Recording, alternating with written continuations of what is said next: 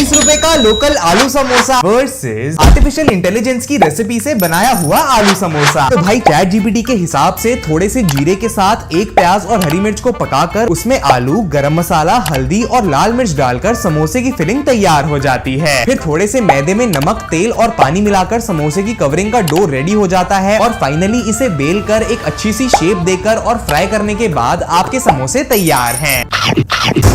भाई सच बताऊं तो ये दोनों समोसे काफी टेस्टी थे, लेकिन मुझे पर्सनली अपने लोकल वाले समोसे हल्के से बेटर लगे।